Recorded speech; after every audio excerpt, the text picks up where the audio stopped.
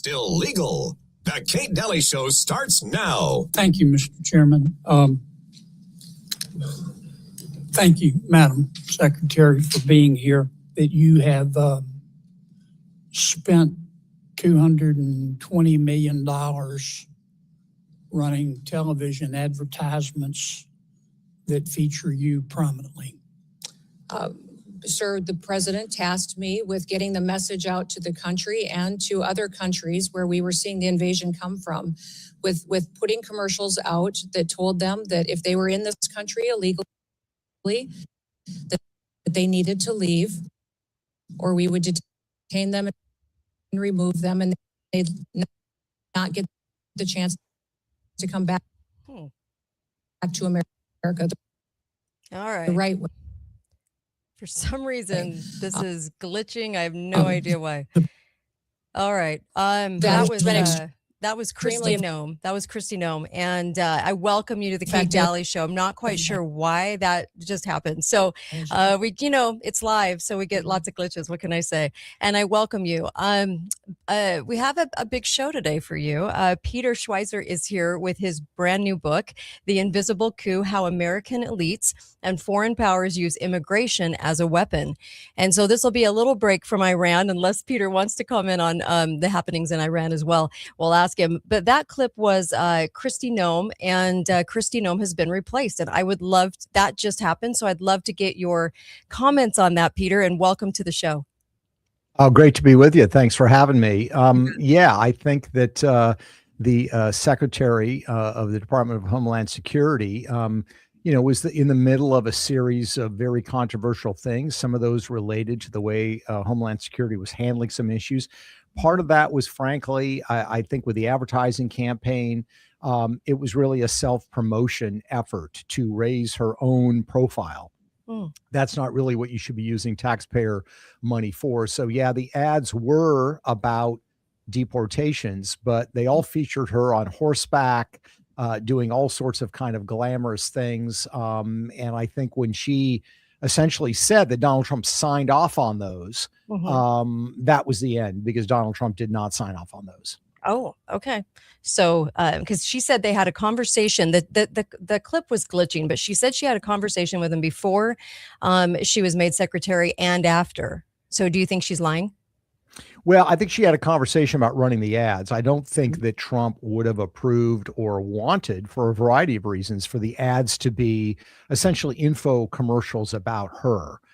They're very different than any other government ads that I've ever seen run. So that's where I think the rub is. You had the additional issues of, her top aide, Corey Lewandowski, a lot of, questions there about were they in some kind of relationship. I have no way of knowing, but one of the committee members asked her very directly whether she was or not, and she did not answer the question repeatedly.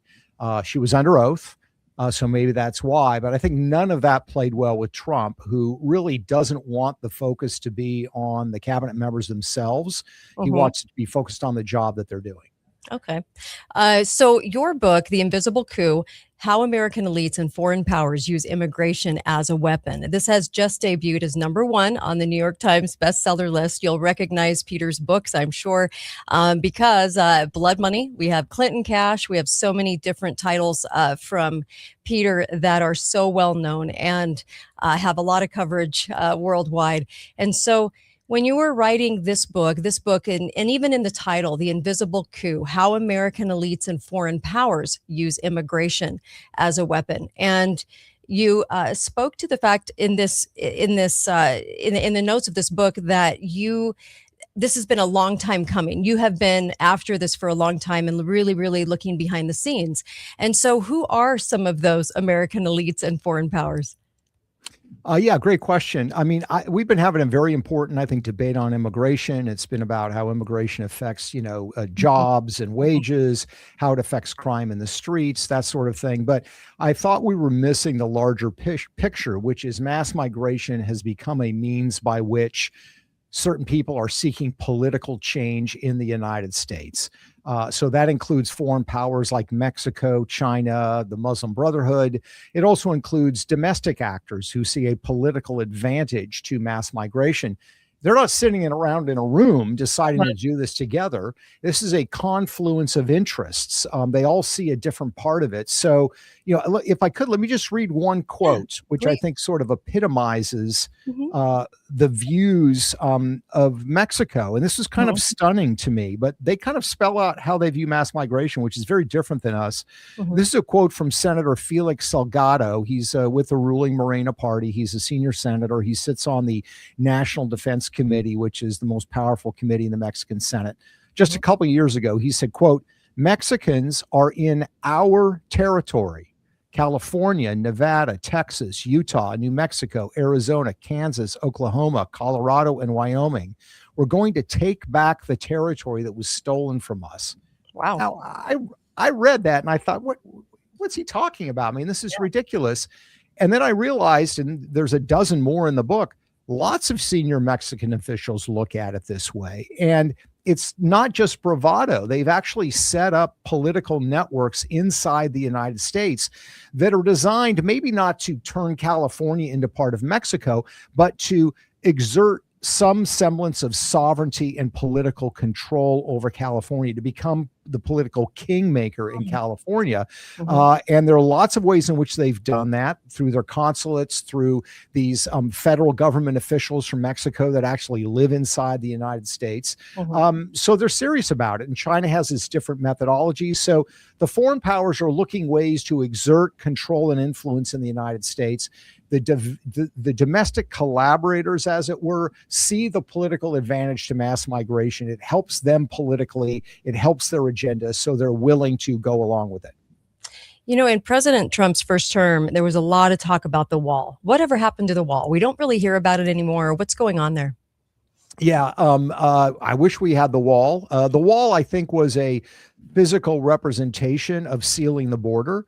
Now that has been done this term through the work of Customs and Border Patrol. But I still think we should have a physical barrier, because the problem is right now, if a new president comes along who, like Joe Biden, wants mass migration because it's to his political advantage, then it's very easy for Department of Homeland Security to, Customs Border Patrol to just sort of walk away from the border. So it's very challenging to build a wall. You've got private landowners, you've got government contracts, you've got a whole host of other things. But I think it's something still worthwhile trying to pursue.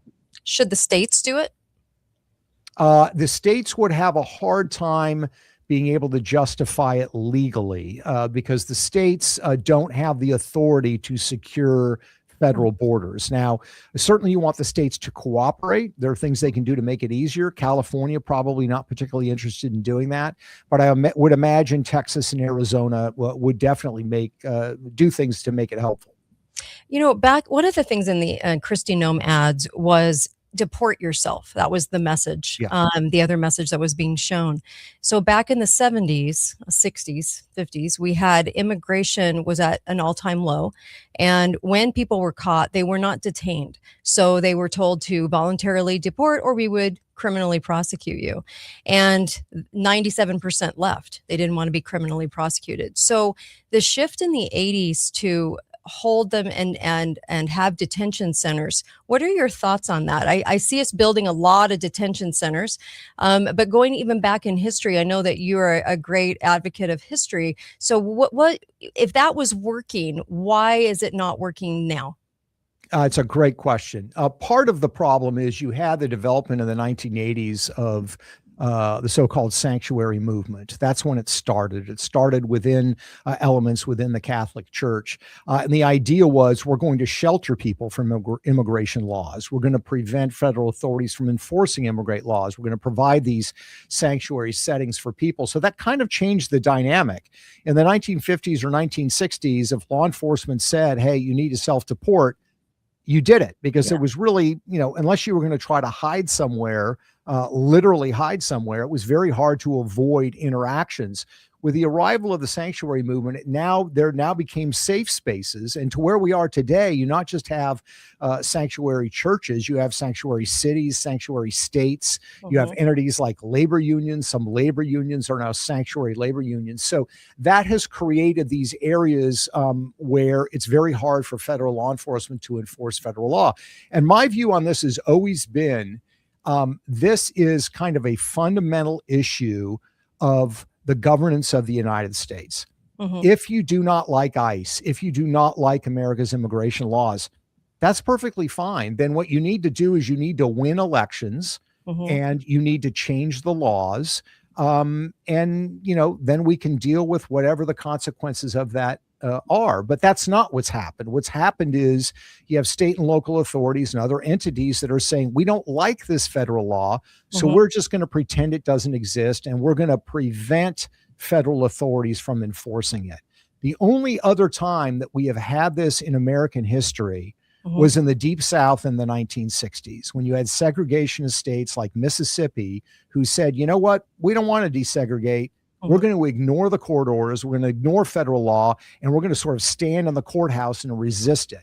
And that's kind of where we are today with this tension in Minneapolis or in California and federal authorities. Those are the two only states that have really been shown to, as far as making the headlines with ICE. So that is not happening everywhere, correct? I mean, correct. Okay. So yeah, it's generally blue states. I mean, Illinois doesn't make the headlines. They've been non-cooperative, but it does tend to break down whether you're a red state or a blue state. Red states cooperating, blue states are not.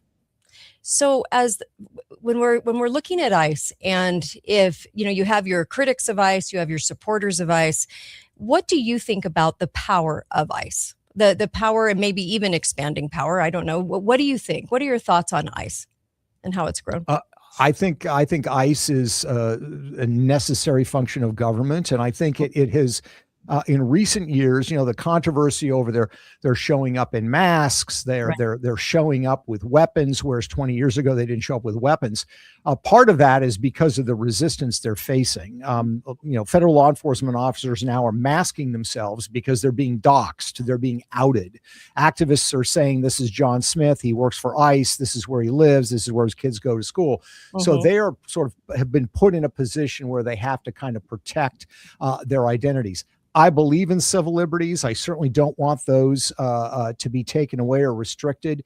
But if you are, in the current context, somebody who is in the country illegally and there is a warrant for your arrest, I have absolutely no problem with federal law enforcement scooping them up, expelling them from the country, and returning them to their country of origin. Are we doing a lot more of doing that than we're seeing? Because the reason I ask that is because we've only been showcasing sort of California and Minneapolis. So are we seeing a lot of that happen right now? We are. I live in the state of Florida. Near where I live, there was a big operation a couple of months ago where I think there were 300 or 400 people in the construction industry that were identified and were asked to leave the country and were, in effect, taken to the border to do so. So it is happening in other states.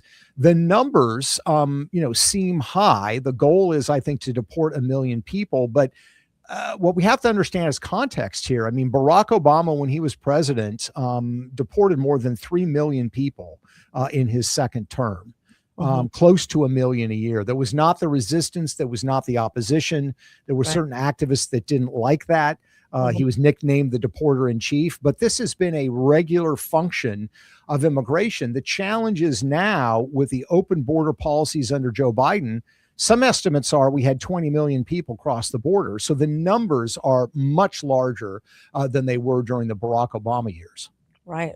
Steady increase since the 70s for sure. I think there was like 3,000 back then. So, and so when you're talking about elections, you alluded to elections and talk a little bit more about that, because talk about election fraud versus how this impacts the election as far as people coming across the border.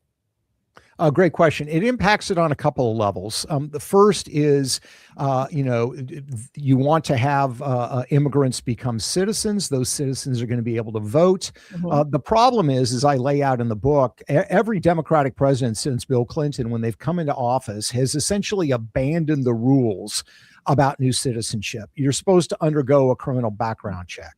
They ignore those by the hundreds of thousands. You're supposed to be able to pass an English literacy test. They've ignored that. You're supposed to pass a basic civics test.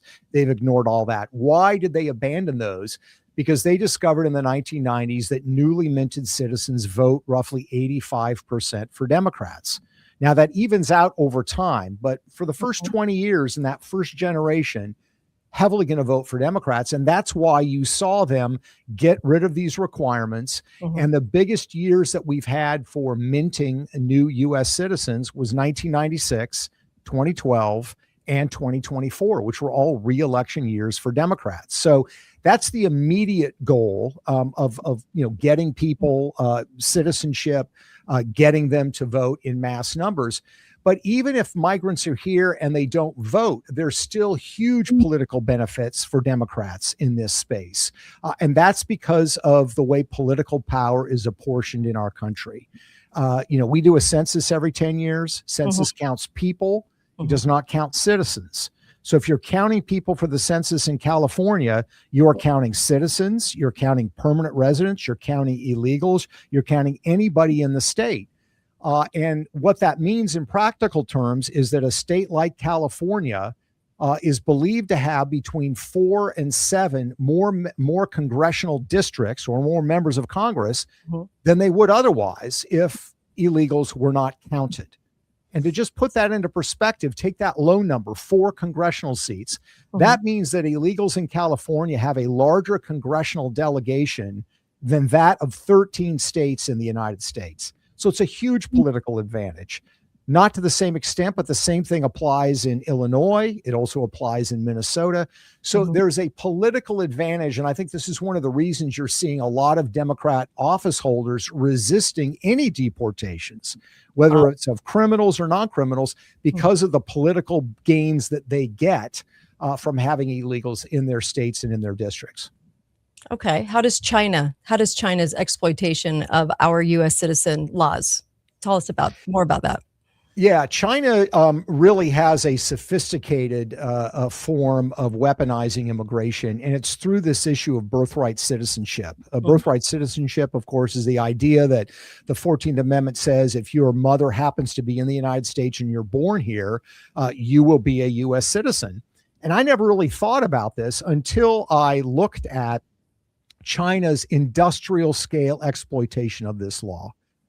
And what you need to know is that there's an industry in China. There's more than 1,000 companies. It's called birth tourism. Okay. And Chinese elites pay these firms. They fly their wife or their girlfriend to the United States. They give birth here. They arrange all the medical procedures. The child gets the birth certificate. And then when the child is old enough, a week or two old, they fly back to China where they're going to be raised, within the confines of the Chinese Communist Party.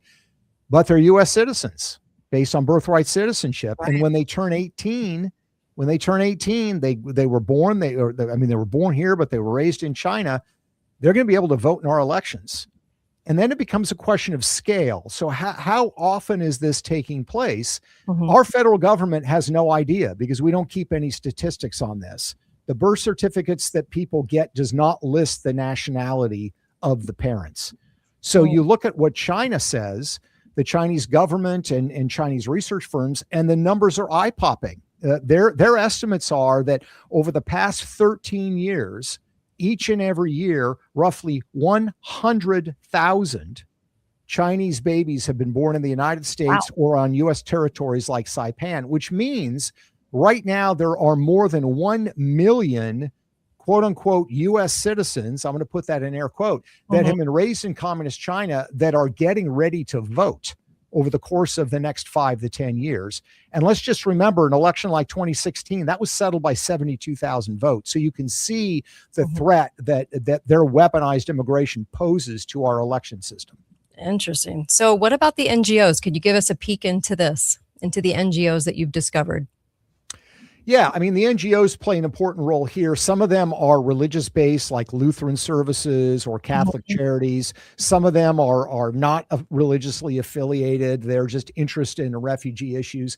And what I find interesting is when you look through their reports and you look through their mission statements, you realize that one of the goals that they see with mass migration is to, quote, transform the United States.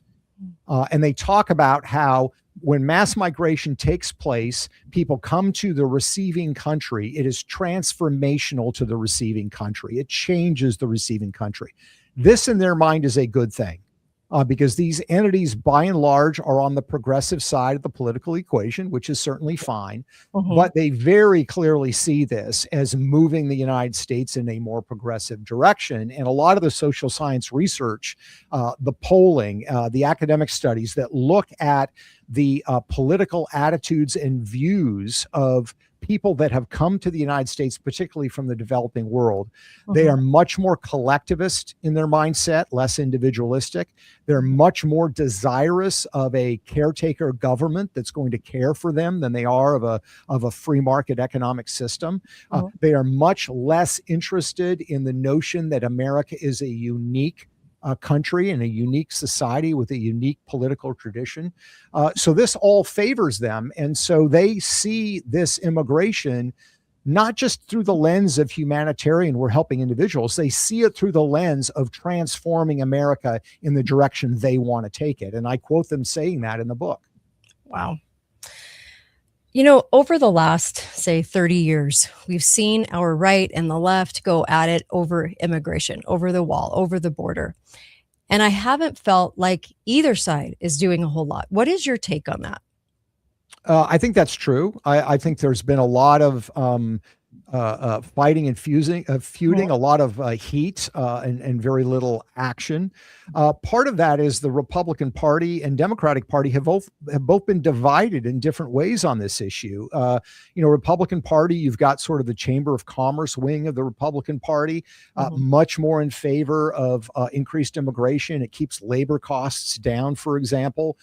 But within the Democratic Party, at least it used to be, the progressive wing really didn't want mass migration either. They were very closely aligned with the labor unions, and labor unions want high wages for their members, and immigration kind of subverts that. But that has shifted and changed to a large extent. So to me, the way that we need to look at this issue is to first realize that there are problems with how immigration is being weaponized. Mexico, China, the Muslim Brotherhood, they see this as an opportunity to undermine and subvert the United States, to do us harm and to change us. So we should be taking steps. And in the last chapter of my book, I lay down some of the policy suggestions there. We should be doing it. Once we deal with weaponized immigration, I think we can have a very good and healthy conversation about the level of legal immigration that we want. I happen to like legal immigration. My parents immigrated from Europe. I'm a first generation American. I think it's good for America. But in a context with mass illegal migration and weaponized immigration, you really can't have a conversation about that. Are we the only country with this big of an issue when it comes to this kind of loose border that we've had? To some extent, that's a great question. To some extent, yes, because we are the biggest magnet that is drawing the most people. If you give most people in the developing world an opportunity to come to the United States or come to Europe, they're going to choose the United States, I would argue, 8 out of 10 times. It is just a more desirous, dynamic, a lot more opportunity here, and a lot more wide open spaces, as it were, to develop and grow. But so that makes us, I think, unique in that sense. But lots of countries are dealing with this. Europe has a huge problem with mass migration. My mother's from Sweden. Sweden used to be very welcoming to refugees and migrants. They're now literally paying them, in some cases, $50,000 to go back home to the developing world. You offer somebody from Somalia that's living in Sweden $50,000 to go back to Somalia, they might very well take it. So it's a problem that a lot of the Western world is dealing with, but I would say for the United States, it's a particular problem because how attractive it is to live here. The book is, I'm visiting with Peter Schweizer. The book is The Invisible Coup, How American Elites and Foreign Powers Use Immigration as a Weapon. It's already #1 on the New York Times bestsellers list. And final question for you, Peter. How are the elites, the deep state, are you identifying people within the deep state, within the elites that are sort of the ringleaders of making sure that we get this influx? Oh, absolutely. So the cover of the book features President Xi of China, President Sheinbaum of Mexico, but it also features AOC, who figures large in this in terms of her worldview and the progressive movements. Bernie Sanders figures into this. Again, I spell that out in the book. The cover also includes Barack Obama and Joe Biden, because they are the ones that sort of took this to the ultimate level. Barack Obama made it highly efficient and easy for the Chinese to engage in birth tourism in the United States. I mean, he did them a huge favor, and the question is why? And I have some ideas on that. And Joe Biden, of course, by opening up the floodgates in 2021, I think that was a gambit to fundamentally shift the political balance in the United States permanently in the favor of the Democrats. That did not succeed, but I think that was the effort. So yeah, there are plenty of people named in the book, and plenty of people in Washington who are not particularly happy with me. Okay. Thank you so much, Peter, for joining me. Appreciate it. Thank you. All right. Grab the book. And of course, there's so much to understand about this issue. And Peter's been on the show before. I've had a lot of guests on the show, over 300 guests a year. And, this is, it's interesting that the press is saying that Kristi Noem's ads are the big catalyst. But I do have to say that Kristi Noem's ads also said, deport yourself, which is going back to that 1970s that we talked about on the show, I think last week or the week before, where it is about deporting yourself and not holding them and building all of these detention centers and then bringing them through our legal system. And so I find that kind of captivating because interesting. Does the deep state not want her telling people just to deport themselves? I don't know. It's very interesting. But remember, about 2 weeks ago, we said, "Oh, Kristi Noem's gone. Like she's gone for whatever reason. They're going to interject. She's going to be history here." So, and that is exactly what just happened. So I think that happened today, didn't it? And so Senator Mark Wayne Mullen is in her place, this will get kind of interesting to see what they do. I do think that both sides haven't done much, and I think that's coordinated by the deep state. I don't think either side wants to. I don't think either side, actually, the right or the left in Congress, in the Senate, actually really ever wanted to do anything about this. And this is why they kind of do a tennis ball back and forth over the net on this issue, is because it's always blamed on each other. And then, of course, nothing ever actually happens. You guys have noticed that, I'm sure. It's just nothing's going on.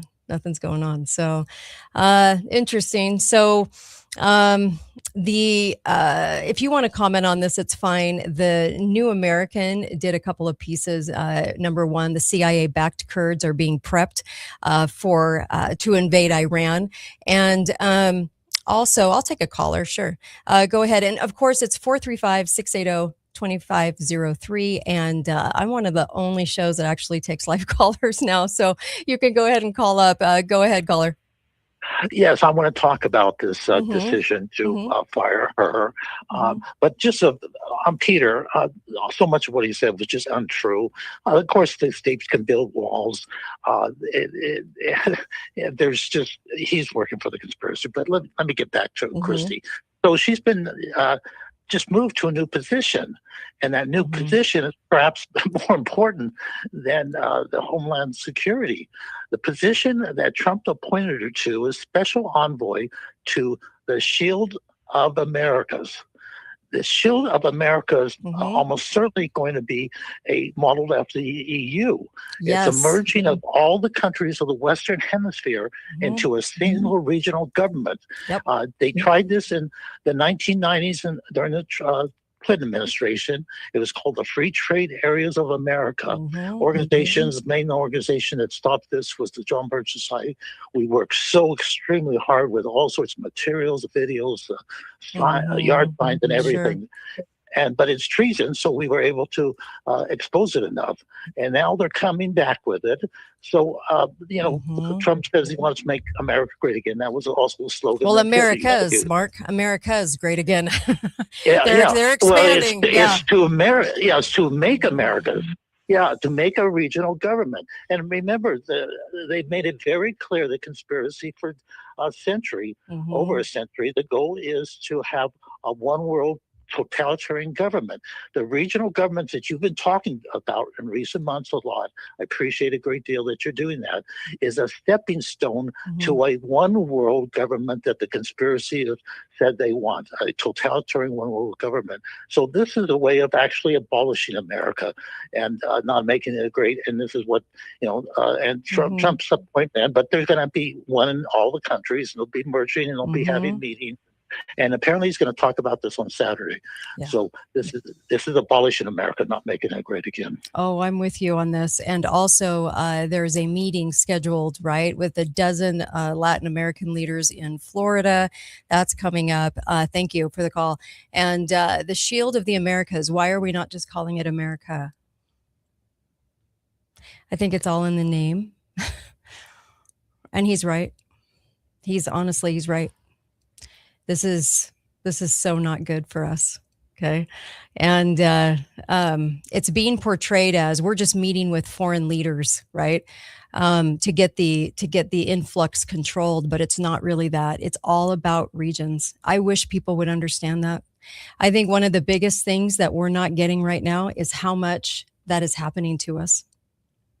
And I think there's a lot of people that really like Trump. So I don't actually have anything against Trump because I know it's not about Trump. Trump is, I think, taking orders. And the orders are make a big show about peace equaling strength. That was a meme that they sent out of the White House today. And it was peace equals strength. Okay. There's nothing peaceful about what's going on right now. So that's not a thing. There's nothing peaceful about what's going on right now. And it's peace through strength. So demand that we have Greenland, demand that we have all of these countries demand it so that it looks as though it's strength. And so I do have an issue with that. Hi, caller. Welcome to the show. Go right ahead. Hi, Kate. It's Vince Agnelli. How are you? Hi, good. How are you? Go right ahead. Well, you asked him the question about what can the states do, and that's my big deal. That's what I put in my book. But and can you give the title of your book? The Public Weal and You.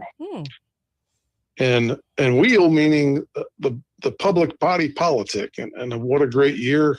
250 years ago, this was a big deal. Right. Where George Mason and Patrick Henry really kind of crafted together the words that Thomas Jefferson used in the making of the Declaration of Independence. Right. So the people can reach back and abolish or replace or change whatever they want to do with the government. Those are our rights. Sadly, in the U.S. Constitution, they didn't put those words in there. Now, see, the Virginia Constitution has that. Right. And, I know I've told you before, I go around the state trying to get people to have meetings face to face. We almost did it 6 years ago. Yeah. So if you want to fix these problems with the federal government, you need to show the effort that you're willing to take back your local and state government and tell them we're just going to pull back our people. If you don't listen to us, because you don't have any connection to the Constitution now between the parties. The parties lay out between you and the Constitution. Yeah. I hear many talk show people talking about, well, they vote for the same people 96% of the time, but the parties are the ones who pick the people you vote for. Exactly. That's the big con. And we also say, I've been having the heart issues. Yeah. And I've been using the Cardio Miracle, and it's amazing, huh? Well, I've kind of figured out that I suffer from an electrolytic problem. Okay. Now, I've been dealing with this for 20 years, and for some reason recently, it's been really, really bad. Wow. I attribute that to the electronic warfare that's going on around the planet. Could be. That's just my position. Yeah. But the cardio is helping you, and I love that because it's helping me. I love this product. I've been taking it since September. I absolutely love it. It is. Yeah. It's been a wonderful help, and I do want to thank you so much for bringing that to my attention. Anyway, thank you. Really appreciate you. Thank you. Right. Great call. I don't think the border is. This is so controversial to say, I know, but I don't think the border issue has a lot to do with our elections. And I know that it's a talking point out there, but if you were to ask me personally, I do not believe that, actually. I think our elections are completely 100% fixed, all the way down to local races, because it's in the software. And the software covers all the races down to local. So I don't think that the border issue, I think they've made it the issue in the press and in the government to be talked about endlessly, but I don't think it actually has much to do with anything. What I do think is that, again, controversial, Kate, right? It's a cover, because then what they can do is, well, let me put it this way. If you recognize that most of the nation, okay, a majority in the nation is conservative, and the minority actually is leftist liberal, okay? So how can the races always be so tight and close? It's never made sense, right? You can have this really tight race and you're going, but wait a minute. Most of the voters are going to vote conservative, okay? So I think it's pretty interesting that we use the border issue as cover for the election process. Because what do we always say? Even Peter said it. Oh, well, the influx will change the election. The influx will change the election. The problem with that statement is it isn't, because if the voting is fixed and the software can be tallied, right, the way they want it to be tallied and favor the candidate that they've chosen, then how many people voting from coming across the border isn't going to matter. So I think it's cover for that. I think it's cover to make the elections look real. And then on the flip side of that, I just think it's a talking point that is offered because honestly, how many talking points can you come up with around the border? We should never be letting people into our country illegally. We should never let them stay illegally. So if that's true, which it is, okay, even Japan, I mean, my gosh, all these countries with their immigration, they don't allow hardly anybody in, okay? Israel too, okay? If you're not Jewish, good luck trying to get in. So you can understand that we have this huge problem, and instead of maybe even really diagnosing the issue, like that's why I offered up, back in the 70s, we used to just say, deport yourself. That's actually what Kristi Noem's ads were saying, deport yourself. But maybe that's not the message that the deep state wants sent. Because if we keep this problem alive and well, then that means that they can continue to use it as cover for election fraud, massive election fraud. But also, so you're not going to ever get rid of this issue, right? And so we are going to build detention centers up the wahoo. We're going to keep building them and building them and building them. We're going to keep holding everybody. And we're going to keep having reasons and excuses why we have to do that and extend the legal system to them. We don't have to. They're not citizens. They don't have a right to our legal system. They're not a citizen of this country. We can criminally prosecute them, but that should be their only choice, should it not? All I'm saying is that we're not really looking at all the issues. We're not really understanding all the issues. And I think that once you go to what is election fraud and how does it impact us and what's actually happening with that the deep state would like to keep kind of under the covers, then I think you can have an honest conversation about the border, because the border is tied in directly to that, right? In issue when they're discussing these issues. Now, caller Mark was right about the Americas. So Kristi Noem's new position is about the Americas. If you notice through the last year, the constant hyphening of US-Israel and the Americas. It's Canada and America and Mexico. It's Greenland, Canada, America, Mexico. It's America and all the Latin American countries.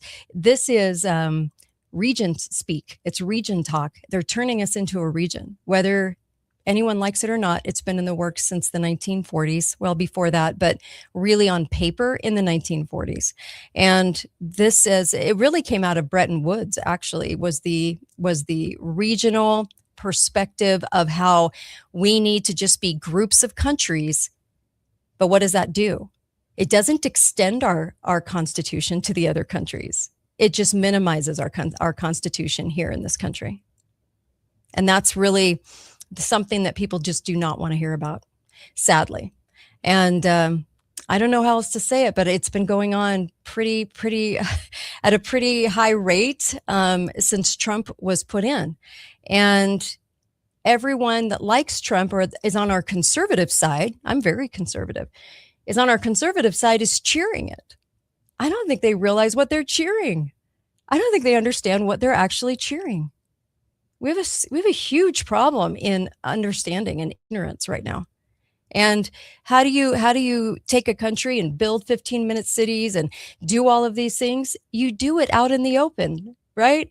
And no one even notices it. That's the scary thing. So I don't know.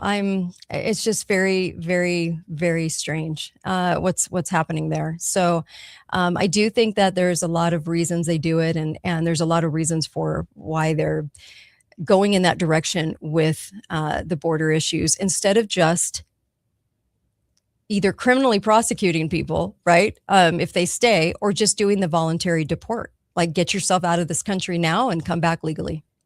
I think a lot of problems could be solved if we went back to the 1970s motto of, hey, just leave, because we were dealing with about 3,000 then. And now how many are we dealing with? But honestly, at the heart of it is why they're actually building those detention centers, because I don't think they're all for illegals. You catch my drift, right? Yeah, I think they're going to be pointed towards us at some point. And then we're going to look back at all these buildings and look back and go, why didn't we stop this? You know, it was all under the guise of housing these illegals to get their proper legal care. And I don't really think that's what it's for. And that's why I think they're building them at such a high rate, to tell you the truth. The troops were reporting, this was by Veronica Krylenko. She was talking about the troops reporting biblical end times rhetoric in Iran war briefings. So this is kind of crazy. And what she said was, for decades, one of the key justifications for U.S. hostility toward Iran has been the claim that the country is ruled by unhinged religious fanatics.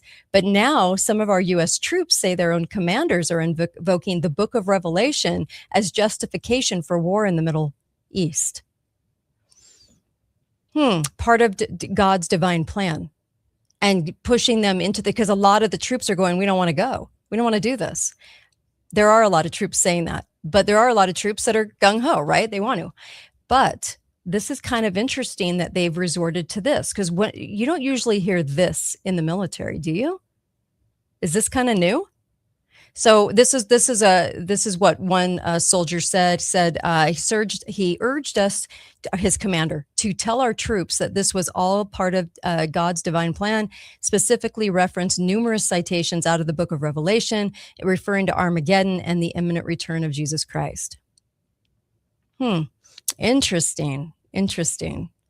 One thing I will mention that I did think was a little strange, to be honest with you, was the constant talk with Israel about the return of the Messiah, but never naming Jesus Christ as the Messiah. Do you think that's a little odd? Yeah. I thought that was odd. So Um, also in Iran, as I alluded to before, the CIA is working to get Iranian Kurdish military forces into Iran to help the U.S. government overthrow the Islamic regime. Now, I do want to say this too. This is what happened in Iraq. And when I had the gal that was a Christian that lived in northern Iraq, she talked about the Kurds and she said, you know, the Kurds were the bad guys. The Kurds were the ones that were just moving in where a country would say you can't move in. It'd be like Mexico taking Texas. And we're like, yeah, you can't do that. So when she came on the show, and this was years ago, she goes, there's something really strange about the Kurdish forces and how much the CIA is involved with these Kurdish forces. And those were the bad guys. And we knew who the bad guys were. But she said, your media, your government, your press talks about the Kurdish troops as if they're going to, basically save them, right? They were the ones going in to get Saddam. And she said that wasn't actually true. She said it was true, but not. She said because that was a backing by the CIA. I thought that was kind of crazy. So I just wanted to share that with you because this is the boots on the ground. You kind of have to wonder about the boots on the ground and who's controlling that. And I've said from the beginning that this is a controlled CIA op, everything that's happened with this. And so it's being explained away. And again, I will say this again. Do I want to live in Iran? No. But I will say this. We got Khomeini in there, the CIA did, knowing that Khomeini would do what he was about to do with the people and knowing that he was going to create this ultra insane ruling over the people. So tyrannical ruling over the people. So we placed him there to do that. And then that was used as a catalyst, right? And that's why I played those clips yesterday and the day before is all those clips from the 1970s on to today, talking about that and talking about the fact that you had always, Iran's this close to getting a nuke. Iran's this close to getting a nuke. Iran's this close to getting a nuke. Because you have to present a bad guy authentically, right? Even though you controlled it and manipulated it to be there, you have to present that in order to play good cop, bad cop. So, yeah. So, and LB says, as I remember, this is a comment on YouTube, in 79, he was making the media rounds in the UK before he even got the go ahead. And the Kurds are communists. Last time I looked. Yeah. So when we're told things about foreign press in our media, I would never rush to believe them ever. I would never believe anything our media says. I don't. So I always go the opposite. So if you really want to understand the truth. Okay, caller, go right ahead. Hi, Kate. Hi there. Really interesting observation a couple days ago. Marco Rubio, excuse me, I think spilled the beans on our relationship with Israel and how we are working for Israel, basically. He stood in front of the microphone in front of a group of journalists.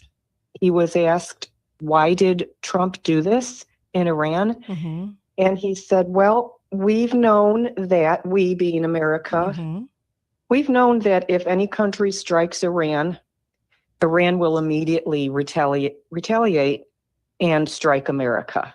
Then he said in the very next sentence, and we knew that Israel was just about ready to strike Iran. So we went in to take out their capability of harming us.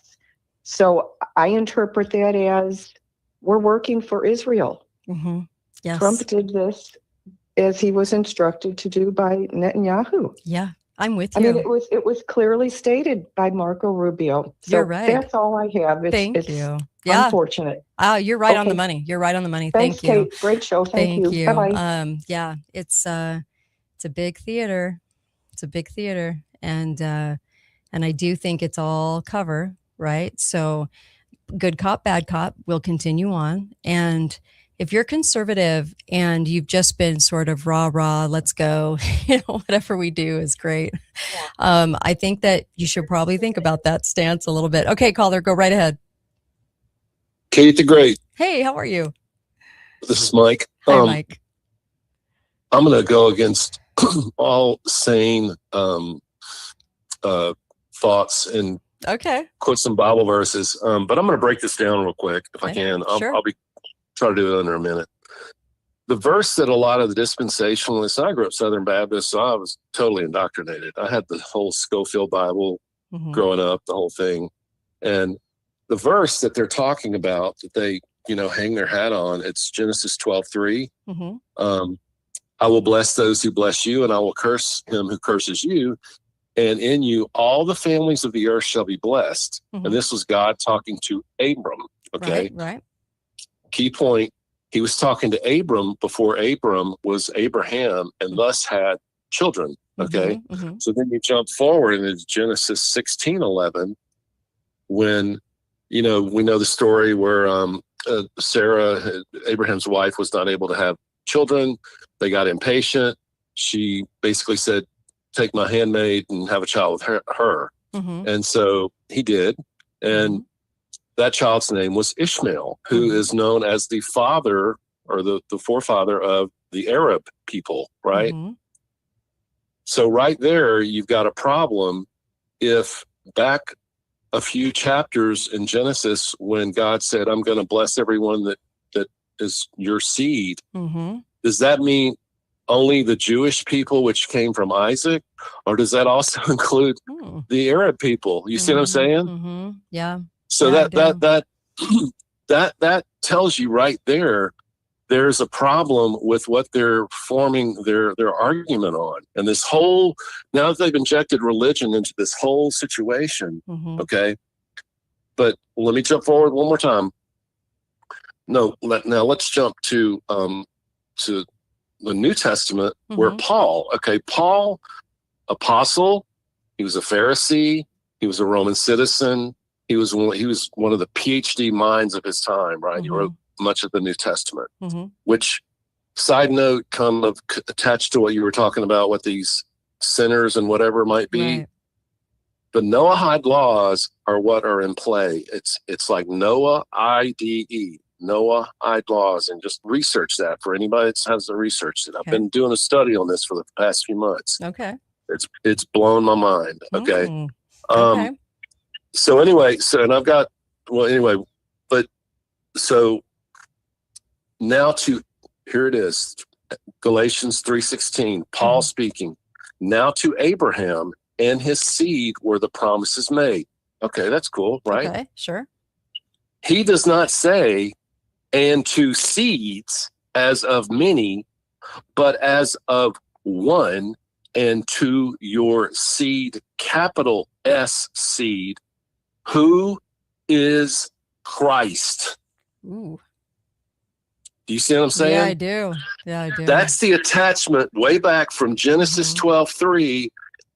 God was already saying, look, I know Adam and Eve messed up.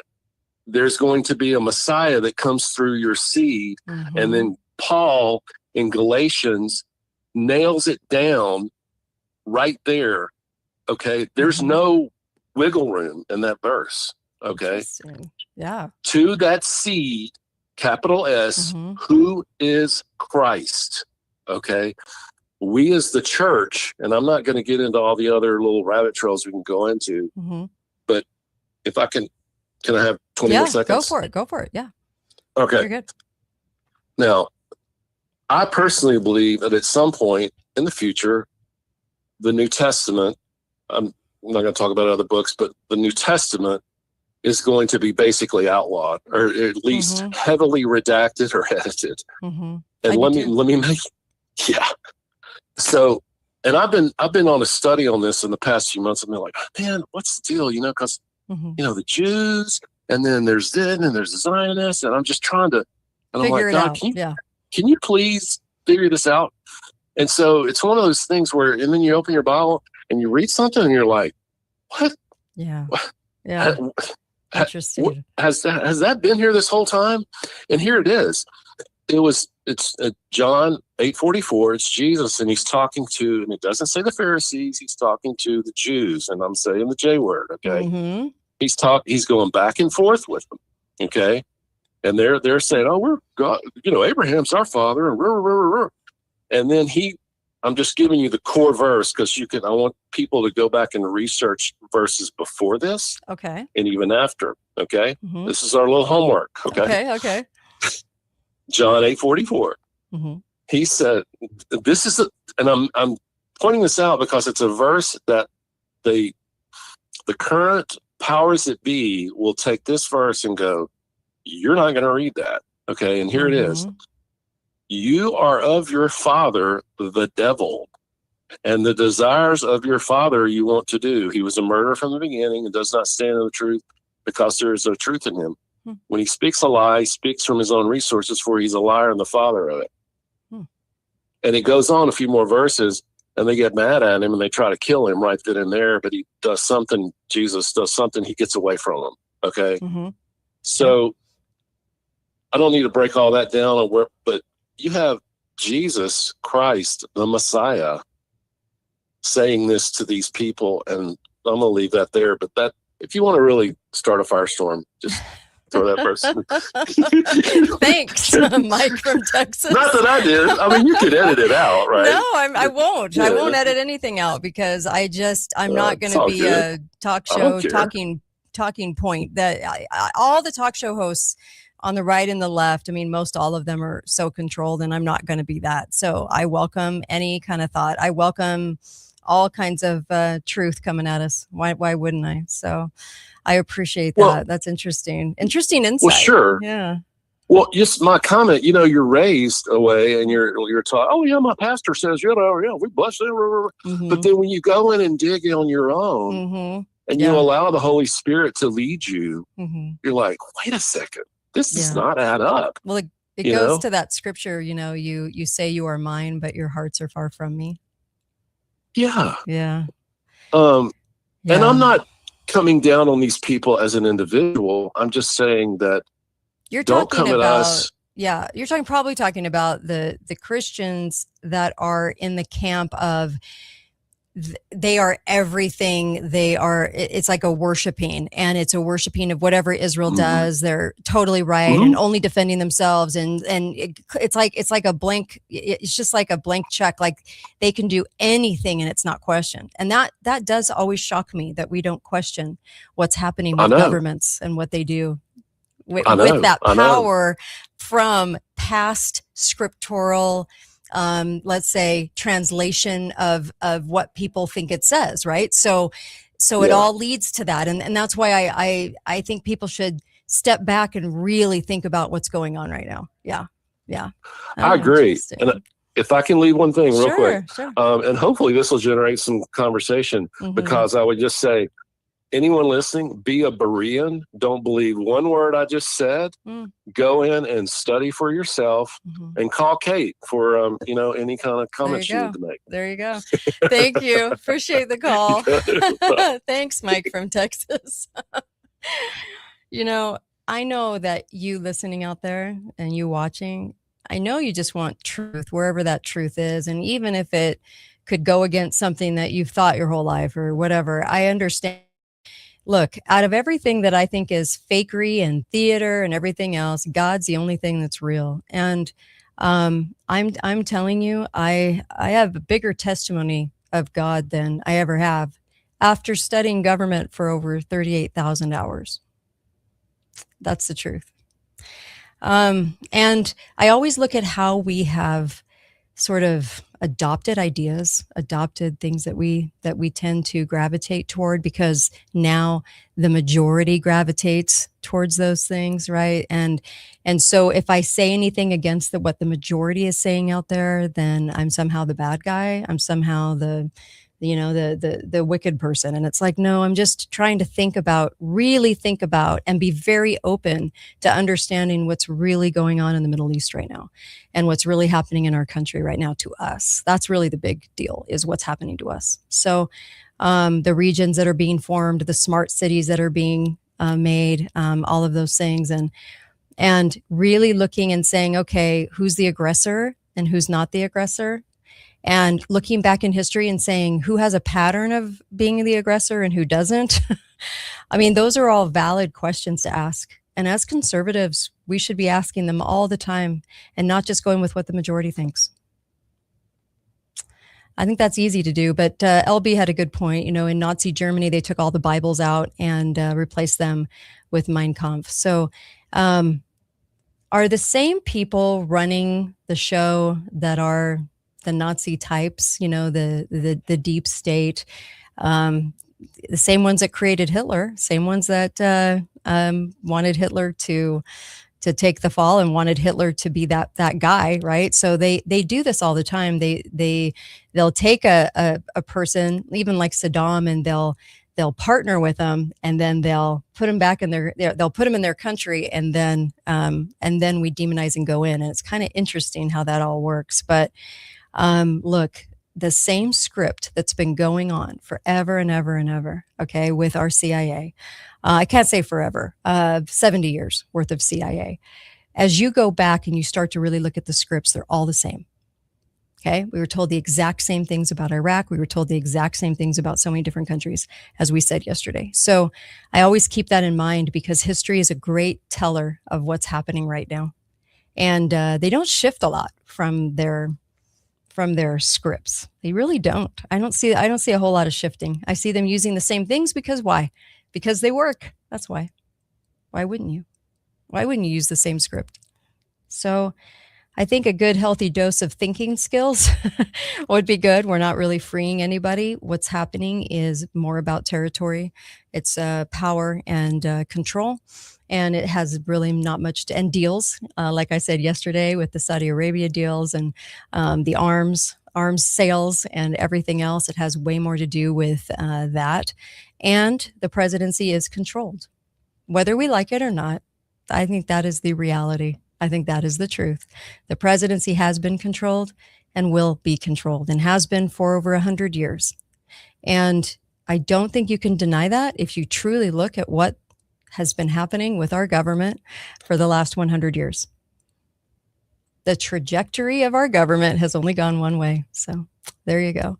Yeah. And they're in their little secret societies, the ones that are actually behind. So when Peter was naming, you know, Barack and all these people, those aren't the people, I think, running the show. The people running the show are the people behind Barack. Barack's the puppet. All the presidents have been the puppet to how the deep state, the directive of the deep state, and what they tell them to do. It's kind of like when Hillary said, Hillary, every time I hear her name, I just, Hillary said, she's just so nasty. Anyway, Hillary said, I take my orders from the mothership. Okay. She was talking about the CFR, but even deeper than the CFR. Okay. CFR is like it's like a group that does what they're told, but I think it extends even beyond that. But I just want us to be very aware of all of that happening, and don't get sucked into the media narratives, because they're so easy. They're so easy to get sucked into right now, which is such a bummer for everybody, because it's easier to go along with the masses, and it's easier to get emotional over this than it is to actually look at the truth. So maybe we should have a good come to Jesus moment, you know, where we actually really dissect the truth and pray about that, and try to understand what's really going on and how people are being used. People are being used. We're being used right now too. I don't think we actually really wanted to do this. And it isn't because Iran, you know, I know people go, Iran deserved it because of how tyrannical they are. Nobody wants to see, you know, tyrannical people controlling other people. We don't want to see it. No one wants to see that. Everyone wants to see a free people around the world, right? Okay. But it's being used, is my point. It's being used as part of an agenda, and it's being used as far as getting us to do these things that we probably wouldn't be doing. But the US-Israel showing up on all the AP and the Reuters. The AP and Reuters are the two sources of news. And as that continuously shows up, they're showing us a united front for a reason. But I think it's for a fall that's coming. I really do. I think that it's a demonization that's coming. okay, by pinning us together in the press without even an explanation. It's just very weird. Kind of like Kristi Noem getting that position over the Americas instead of America. Okay. Very strange. And do I expect a false flag coming? Yes, I do. Because they're going to have to up the ante on retaliation because it's going to look more real. The theater is going to look more real. If the CIA can do things on our soil and blame Iran, I don't think Iran has the reach you do, that people do. I don't think they have sleeper cells here. I think the sleeper cells are the CIA. And I think they're going to do some things and blame them on Iran to get us square in the middle, even more than we are, into this fight so that we are emotional about it. It's truly what I believe. I really believe that. And after all the research I've done, I can't express that enough. It's the false flag. The false flag will be our CIA doing something here and blaming it. You know, they've said sleeper cells for 40 years. Okay. CIA knows what you eat for breakfast. They know if a sleeper cell is here. Okay. The only reason you would have a sleeper cell here is if the CIA wanted it here. And I do believe that the CIA would create acts of violence against its own Americans because it's done it before many times. And I do think that would get us emotional into a big false flag, would get us very emotionally into what's going on over there so that we don't think about what's happening. And we're just, oh my gosh, they did this to us. Go after them. Annihilate them. Go get them. Yeah, that's coming. That is definitely coming. Go get some cardiomiracle.com/Kate. I drink it every day. Absolutely love it. It's all the nutrients, vitamin C, huge amounts of vitamin C, 20 times the fruits and vegetables of any product that you are probably currently taking, because I can't believe this product is that amazing. It is, though. And I do 2 doses a day. Also, I just wanted to say that Formula IQ, formulaiq.com is where I get my supplements. And they have some fantastic new ones that just came out that you might want to check out. You also get a discount by using the code Kate. Go to mypillow.com. My Pillow also has an amazing assortment right now on sale. Right now. You might want to check that out because new bedding, a mattress topper, even their mattresses are pretty nice. So I've been really impressed with their bedding, everything that they've got. So you're going to want to take advantage of that because you can get it for cheap right now.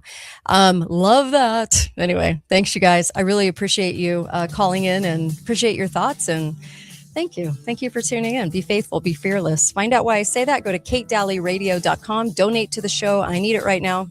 You can't even imagine how tough it is right now. So donate to the show. There's all kinds of ways to do it. PayPal, Kate at katedalleyradio.com, of course. But you can also send money too to the P.O. box. But I really encourage you to do that because we really desperately need it right now.